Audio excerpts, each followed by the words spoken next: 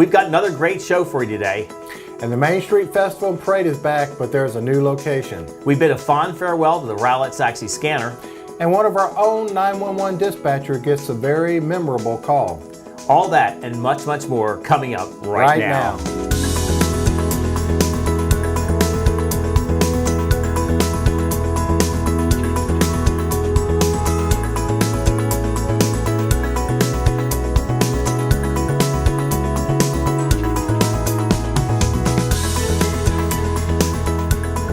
Hi, and welcome to the November edition of Rowlett on the Water on the Move. I'm Todd Gottel. And I'm Brian Funderburg. This show is produced entirely by city staff and can be seen on Rowlett's own television network, RTN 16.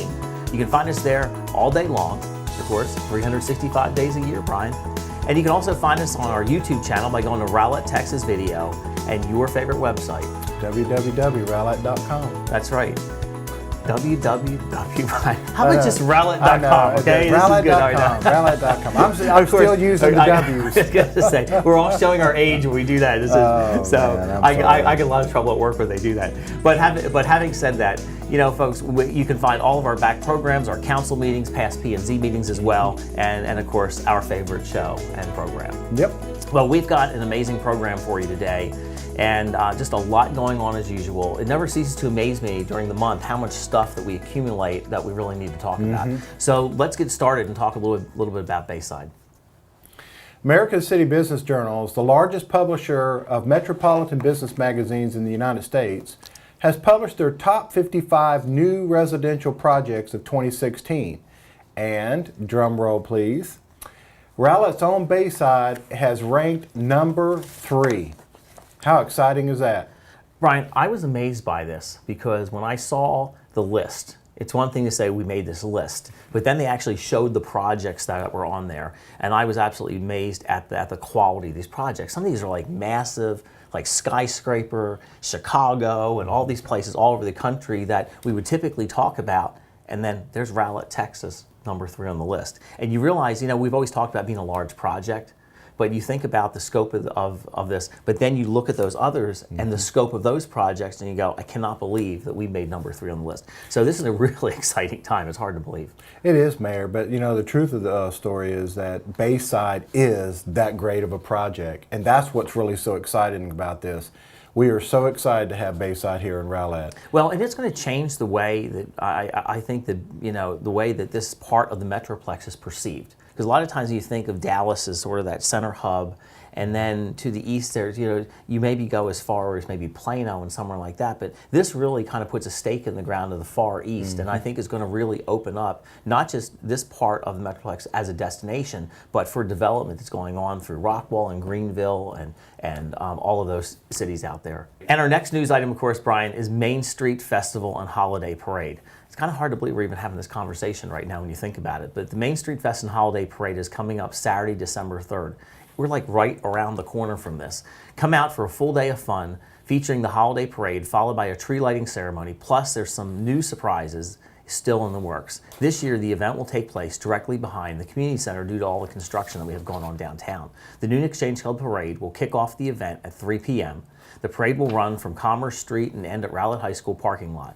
New activities will include the lighting of a small trail at Pecan Grove Park that runs to the Coil House to the backside of the Rowlett Community Center, a Rowlett Symphonic Wind performance, Christmas carolers, pictures with Santa on the Coil Porch House, and Santa's workshop for the kiddos. Plus, there's more to be announced soon. So we have a lot of local businesses that are supporting, and if you're interested in participating or sponsoring, you can contact Robert Searle at 972-412-6170. It's a great way to get your business out there. I love this thing. I can't believe that we are like right there talking about holiday parade. I feel like we're still in January, starting with the beginning of the year. But you know, Mayor, it really is so cool that you know, we have such a great facility and an area to do this this festival. I mean, we have Main Street, and for so many years, you know, down here on this side of Main Street versus the RCC, you never really thought of them as connected. Right. But in a very short period of time, with the right projects that are coming on board, it's all going to feel like one big, long Main Street. Well, and we're getting ready to start the rest of Main Street. So we're going to connect the clock tower to George Bush Turnpike, which is really going to give it that extension. Hopefully on the next bond election, we're going to have Hereford Park there, so that's going to extend that. The Chamber of Commerce building moved down there as well, so that of course was part of it. So we've got a lot of great stuff happening on Main Street, but Main Street is really going to be the place to be, as you see with Bankhead Brewing and all the activity there. So lots of great things. The Main Street Fest and Holiday Parade is really just something for the entire family. As you know, I've always said, bring your family, not your checkbook, which is really kind of the important, I think, phrase there. In other words, I want it to be for the entire family, and I want it to be for all the people that live here in our city of Rowlett. So it's going to be a lot of fun. It is, man. Now, if you're interested in participating in the parade, just go to our website. You can put your entry in there. It's just a whole lot of fun for everybody. So very exciting. We're looking forward to it. And in other news, Brian, let's talk a little bit about something else that's exciting coming up, and that's the antennas that we're installing on the water meters. That's correct, Mayor. The City of Rowlett has partnered with Pedal Valves to begin antenna replacement for our meter reading system. The replacement work will begin November 7th across the city and will last approximately 6 to 8 months. The upgraded system will allow for meter reading to be broadcast directly to Rowlett offices. Staffs will not have to spend time driving by and reading each and every water meter as we do now. It also provides more frequent hourly reading for early leak detection. More information will be provided in your upcoming water bill, as well as on Rowlett.com and on the city's Facebook page. Mayor, I can't tell you how exciting we are about this particular project. So often our customers come in and there's things that happen over the month. You might not even remember that they occurred. And so, so people question their water bill, they look at it and they say, I don't think I used that much water last month. That's right. And now with these readings, and granted we're still some months away from finishing it, but you'll be able to look hour by hour by hour. And that will show you where it went off. And if it's a leak, you'll be able to see it stay up. That's exactly right. But if it's not a leak, maybe it's an event, and maybe it'll trigger some memory. Oh, that was the weekend we did this. Let me give you an example. I have a friend that lives in another city, and she got her water bill. She called because, as mayor for the city, she thinks I have some magical power. And I'm laughing, and she says, help me understand the water bill. I said, did you call your own city? And she said, well, no. I said, I'm just trying to understand because it's a lot higher than normal. So there must be something wrong. I said, did you check for a leak? And I said, went through the whole, did you check your toilets? Did you turn everything off? Look at the little meter that's running. I did that, but I didn't see anything. So she calls the other city. The city says, hold on one second. And she said, she goes, on this dates, you had this huge spike in water. Then she went back and I had company that weekend, she said. My house was full. We're all using the shower and we're all using other. So it all of a sudden helped her recall, but they had that technology in place. And so I think that's important. And that's a really big investment on our part to be able to have that, because I think it's going to help answer a lot of questions for a lot of people. Plus, it's going to notify them if something happens. One, we can be proactive about it, but two, we can also kind of narrow down the date range as well. Well, Mayor, and I think all of us know how important water is. I mean, it's such a valuable resource.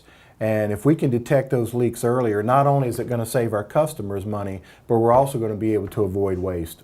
I absolutely agree. Well, Brian, also talking about waste, kind of going into our next subject there, but we're installing Parks recycle bins. And so the residents enjoying our Rowlett Park should find them a little cleaner this fall. Thanks to a grant from Dr. Pepper Snapple Group in collaboration with Keep Rowlett Beautiful, the new recycling bins are now in public parks across the city. You can thank Keep Rowlett Beautiful Executive Director Martha Brown, who applied for this grant on behalf of the city after learning that most of the parks in Rowlett didn't have recycle bins. We got so many questions from, and suggestions just people on our Facebook post that said, hey, you know what, we want to do a better job. It's great to have these trash cans, but can we also get recycle bins because we have that at home? And so, of course, we listened. Martha applied for the grant and was able to get the grant, and they were just installed. So pretty exciting stuff. It's very exciting, Mayor. And you've seen those in other parks for years, and now we're going to have those in Rowlett. And I think we all get frustrated when we come around to a park and we're wanting to enjoy it with our family, and the trash around the garbage can is just nasty and it smells. This is a way that's going to keep our parks cleaner, and we're all going to enjoy it. Well, absolutely. I'm looking forward to having that, be able to go out and actually use some of those as well. Well, let's talk about something very big, huge news. First off, I am going to embarrass and brag on our mayor. Congratulations goes to our own Mayor Todd Gattell, the Bat Mayor, of course, on his nomination for the 2016 Dallas Morning News Texan of the Year. His nomination specifically recognized his extraordinary efforts to assist our community in the wake of the December 26 tornado. Other locals active in the tornado response who were also nominated for this honor include First Baptist Rowlett Senior Pastor Cole Hedgecock and First Rowlett United Methodist Associate Pastor Doretha Burris. This designation recognizes the Texan or Texans who have uncommon impact over the last year. The Dallas Morning News editorial board will name one Texan of the Year plus 9 finalists in December, who will be featured in editorials that will publish over 2 weeks, followed by a Sunday Points cover essay focused on the 2016 Texan of the Year. Todd, I can't tell you how proud we are to be nominated Texan of the Year. Okay, you did embarrass me because you know how I am with this stuff. And this I was actually shocked. I received a text message from someone and said, "Congratulations." And I said, "On what?" And they said, "Well, this was in the paper." And of course, I hadn't read that part of the paper and went back and looked at it. And this is really, it's very humbling to actually even make the list. When you look at the people on the list and you have those like Chief Brown and all that he did for the city of Dallas and really across this country, to even be on the same page as that is just extremely humbling. And to look at the other names on the list as well, they've done some remarkable things. But the efforts from the 2016 tornado, Brian, it was really an effort of a lot of people working together as a team.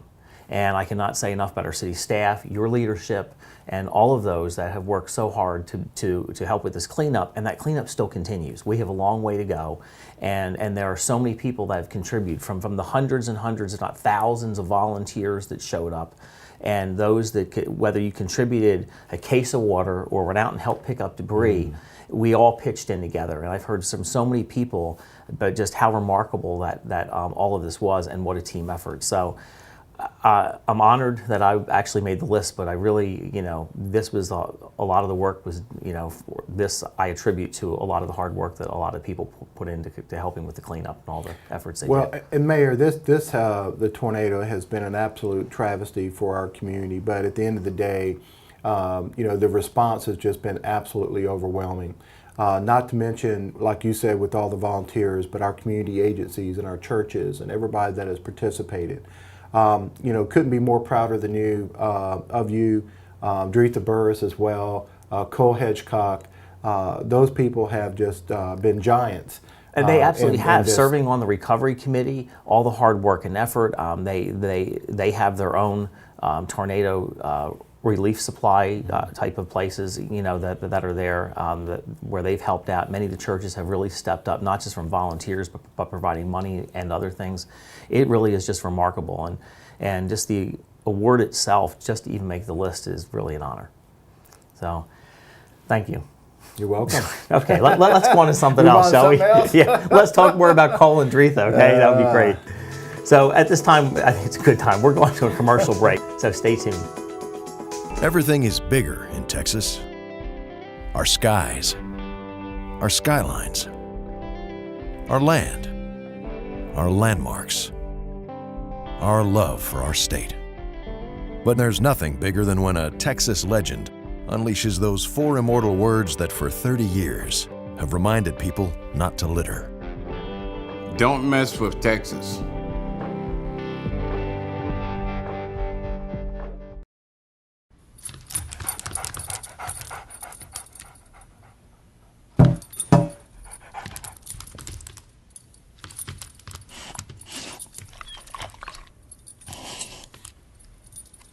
There's a shelter pet who wants to meet you. Meet one today. Visit theshelterpetproject.org. Adopt. And welcome back. We're excited to announce 2 new beautification awards, Brian, the Property Season of the Year and the Lone Star Smart Yard. These awards will be presented to the residents who go above and beyond in the normal efforts to maintain their yard and property. We appreciate the efforts demonstrated by so many Rowlett residents to create and maintain such impressive green spaces. The Property of the Season will feature a recipient in each quadrant of the city, chosen by code enforcement officer servicing that area. Winners will receive a yard display for the season and certificate signed by me, and of course the president of Keep Rowlett Beautiful and the code enforcement officer. Photo of each yard will be featured on Rowlett.com, social media, and of course on the show. The other award, the Texas Smart Yard Award, recognizes those yards are in harmony with the Texas native flora, soil, and topography. Awarded through the application or nomination process, the Texas Smart Yard winner must meet the same criteria as the Property of the Season in addition to demonstrating eco-friendly practices. To nominate a yard, including your own, visit Rowlett.com/Texas Smart Yard. Brian, this is a really cool award. You know, a lot of times when we had the homeowners associations, or you have them throughout the city, they always have like Yard of the Month. But to be able to do something as a city, one of the things that we're really focused on is really trying to make our community better. And how do we re-energize and revitalize the neighborhoods? And there are so many people in the community that go above and beyond in taking care of their yards and do such a great job. We want to be able to do that. So if you're fortunate enough to make that list, Brian, we're going to be able to put this sign in your yard. And of course, you're going to get a certificate that will be signed by several different parties, including myself. But these are really cool. You got Property of the Season, of course, and you got Texas Smart Yard. So be on the lookout. This is one for every quadrant of the city. And so this is pretty exciting news. Well, Mayor, what we're excited too about this is that, you know, so often, like particularly with code enforcement, you know, they're viewed as the bad guys. That's sometimes. exactly right. They have to come out there and write you a notice or a citation because, you know, this wasn't done or that wasn't done. This is a way for us to also positively reinforce the extra effort that people go through to keep their yards up. And there are people who spend so many hours doing that, and it's beautiful. Absolutely. Well, to get this started, I'm going to take this home. I'm going to put it in my yard to get started. Okay? Yes, I'm sure you will. You have to hear my story because since April, because we had the hailstorm, of course we got the tornado, we get the hailstorm. Yeah. My roof finally got replaced. Thank goodness. It took them that long to get the contractor out there. I just had the tree that got hit by lightning removed as well, so that was taken care of. So I think I deserve this. Okay, yes. You want us to put Todd on the corner, exactly right. But look for this again. If you're interested in, of course, nominating, just check out the website, and you can nominate yourself or someone else in your community. You can't have this one. No. Here's a heartwarming story. Rowlett 911 dispatch gets a lot of calls from people in distress. Dispatcher Officer Webb got a call he'll never forget. On the phone, a father whose unborn baby boy decided to make an early appearance, and he wasn't waiting for the ride for the hospital. It was up to Officer Webb to walk the father through the delivery of his baby and the moments afterwards. Baby Lucas was born 4 minutes after the 911 call started. He weighed 6 pounds, 11 ounces. Our communication officers are called upon to help Rowlett citizens through some of the most stressful situations they may ever face. Thank you, Communications Officer Webb, for being the calm, reassuring voice that guided this dad while he delivered his new son, Lucas. Okay. Isn't that something? Can you imagine, like, you take calls? Seriously, think about this for a second. I mean, the stresses that the men and women that serve this community are under, that work in our dispatch area, it's tough. It really is. You're working in the 911 call center. You don't know what's coming in, and then a lot of times it's what's the emergency, and all of a sudden my wife's having a baby or she's going in labor, and you're like, okay, and then you find out you can't go to the hospital, and by the way, the baby's coming, and so you think about like having to be calm and cool and collective, and you're asking the questions and not panicking, because the other person on the phone is certainly panicking at that point. And so you're trying to walk them through that. Why? At the same time, the men and women that do this multitask. This is not like they just hang on the phone. They're also typing and dispatching emergency services out at the same time, listening. I mean, it's probably one of the hardest jobs in the city. And, you know, because you just don't know what you're going to get when someone calls in. But what a really good story. Is this a wonderful story, Mayor? And the truth is, and I appreciate you saying that, because our dispatchers, it's a tough job. You know, right after this call, he might have got a call on a barking dog in his neighborhood. Right. That's exactly right. You know, or something else. And so, you know, the emotion goes up and down, up and down. But they're consummate professionals. They have to be. You know, for them to be successful in this job, they're the ones that need to talk you off the ledge. Well, and that is the essence of their job. And again, you've got to be able to multitask. So at the same time, because I've watched them in the center before, the call comes in, and what's your emergency? And they're typing away, and then yes, ma'am. And we have a call. Let's fire station one. We have such and such, and then he's listening. And then he's going back to the caller. It's pretty impressive. I mean, they really have to know what they're doing. But there's so many jobs. Just on a side note, in the city that we don't really see. So it's one of those things, you never call into the center and you're fortunate enough not to have to use 911. You really don't know a lot about what they do. But when you do call in, like when you call the our order department, right? I mean, these men and women are highly trained in those respective areas, and you just want service. You don't know what they have to do in order to get it done. You just want that done. So congratulations, Wiley, well deserved, and of course, congratulations to the new baby as well, Yes. and the entire family. So, great story. Well, Brian, on a sad note, we're bidding a farewell to the Rowlett Saxe scanner. I'll tell you, from a personal side, it's really sad to see him go. Those of you if you're not familiar with the Rowlett Saxe scanner, it's run by Blake Margolis, and he established the page when he was 15 years old. And it was a popular social media page, and over the course of 3 years, he's dedicated countless hours to keeping Rowlett citizens, as well as others throughout the city, updated with police and fire activity in our community. I mean, when I think about the number of people he had following on the page, I want to say it was like over 20,000 followers. And you think of somebody at that age to be able to do that. Blake, you did an amazing, amazing job. Whether it was letting residents know why the sirens were going off in their neighborhood or giving commuters updates on accidents and delays, Blake was always on top of it.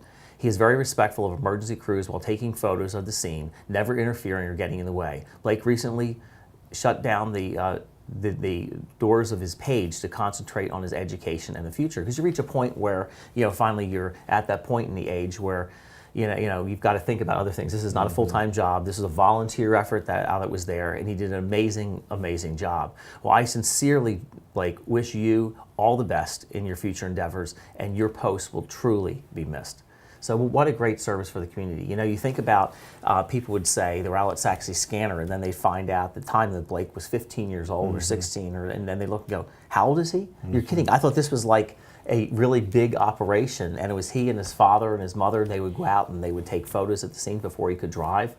And then of course, after he got his license, went out and he was actually doing the photos himself. And I remember having the conversation about it. He goes, I love these Crown Victorias. And he had it all done real nice with Rowlett Saxe scanner on the side. So what a great accomplishment, Blake. You will truly be missed. Absolutely. And Mayor, one just other thing too, as you mentioned earlier, most people looked at his page and did not realize that he was 15 or 16. That's right. He did a remarkable job. Blake, hats off to you. Thanks go to our Dallas Mavericks. The Mavs Foundation, in conjunction with Albertsons Food Stores, delivered a truckload of much-needed household goods and supplies to our Tornado Relief Center on Rowlett Road.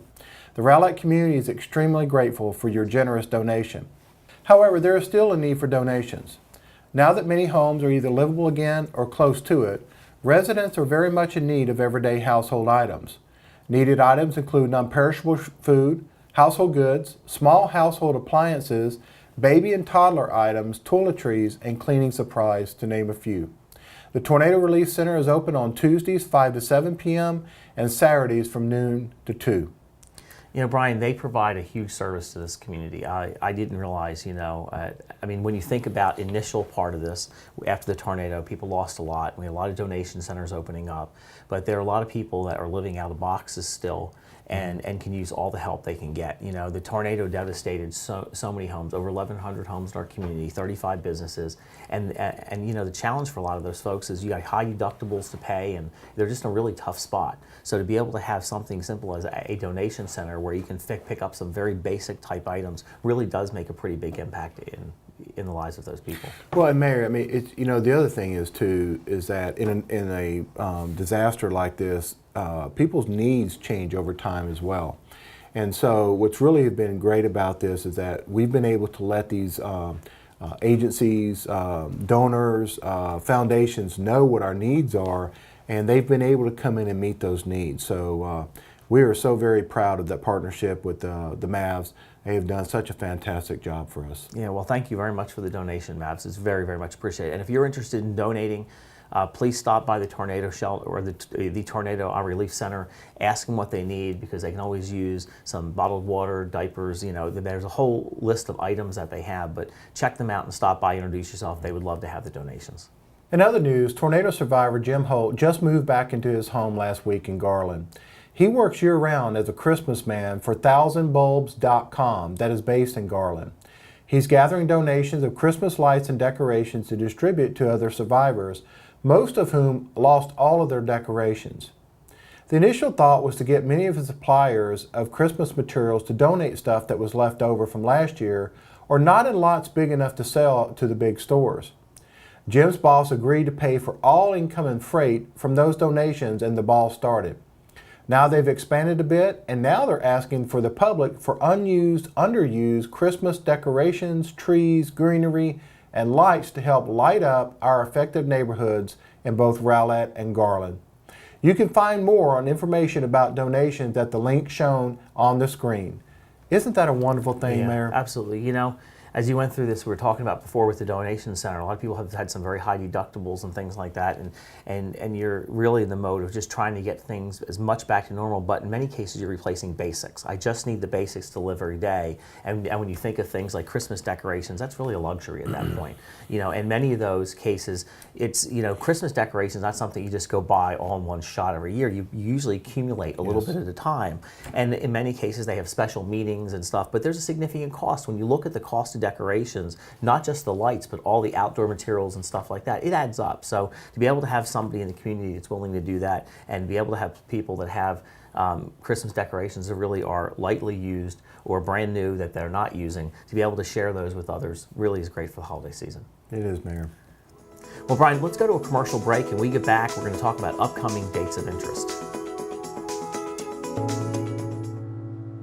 I guess sometimes things just happen.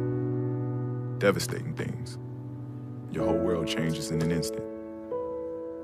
That's what happened to me the day my mother had a stroke. I'm Paul George, and I want you to spot a stroke fast. F, face drooping. A, arm weakness. S, speech difficulty. T, time to call 911. Protect the ones you love. Spot a stroke fast. Todd's a great guy. I mean, look at him. What a sweetheart.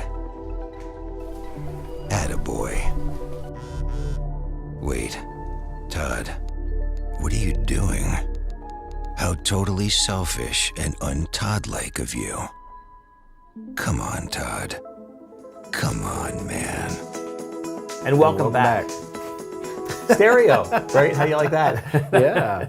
Let's talk about some upcoming dates of interest. All right. In stereo. Sure. Go ahead. All right. Well, Mayor, as you know, we have quite a few council and P&Z meetings in November. Council meeting will be November 1st and the 15th. Planning and zoning will meet November 8th and the 22nd. All of our Tuesdays are taken up. That's great. Look forward to it. And of course, in other big events, we have our free electronic recycling and document shredding event that's coming up on November 5th from 9 to 1 at Rowlett High School. This is a great event, Brian, because Keep Rowlett Beautiful is sponsoring the event, and this will allow you to get rid of your old electronics that are cluttering up the homes. In many cases, they're piled in the garage in an environmentally safe manner. Document shredding is also offered. The first 3 boxes are free, so typical small boxes are free, and there's a limit. And then after that, 4 total, but at $3 each. So if you have some document shredding, a lot of times people didn't know what to do with the bills. A lot of times you don't want to put the account numbers in there. This is a great way to get rid of that. And then, of course, Brian, Tuesday is election day. That's November 8th, and it's your chance to vote. I do want to say this, folks, I've heard from so many of you. I put a post out on Facebook and said, so many said, I'm not going to vote for either presidential candidate because I don't like them. All right, that's great, but there are a lot of other people that are running for office, and a lot of these folks have worked very hard, not just for our city, but work across our region, and they deserve your vote. We want to remind the public that our Veterans Day ceremony is November 11th at 11 a.m. at the Rowlett Community Center. Pretty exciting ceremony there. We like to invite the entire public. City offices will be closed November 24th through the 25th for the Thanksgiving holiday. So that on November 24th and 25th. Oh, Turkey Day. Well, that's well deserved for all the city workers as well. And Brian, don't forget we've got Main Street Festival and Holiday Parade coming up on Saturday, December 3rd, and that's going to be at the Rowlett Community Center. So if you're interested in participating, check out our website and bring your entire family. It should be a lot of fun. We're still looking for, if you're interested in being a vendor, you can also sign up too, or if you're interested in entering a float in the parade. And Mary, as you know, we also like to give a lot of lead time to things that people need to pencil in on their calendars. We're going to host the Tornado Memorial Ceremony on Monday, December 26th at Schrady Bluebonnet Park. Well, Brian, this is a really important event. I'll tell you, it marks the 1-year anniversary of the tornado that devastated so many homes across our city. And we really want to honor those and have an opportunity to remember what happened that day and those impacted by this terrible storm. And the memorial ceremony will be unveiling a memorial sculpture, and we'll have more details to follow on next month's show. But please mark your calendar. That's December 26th at the Schrady Bluebonnet Park, right off of Schrady Road. Yep. So in closing, thanks for watching the November 2016 edition of Rowlett On the Water, On the Move. And of course, we are interested in your feedback, so tell us what you think about the new quicker format. Feel free to email us or call us at the address below with suggestions and comments. We really do appreciate them.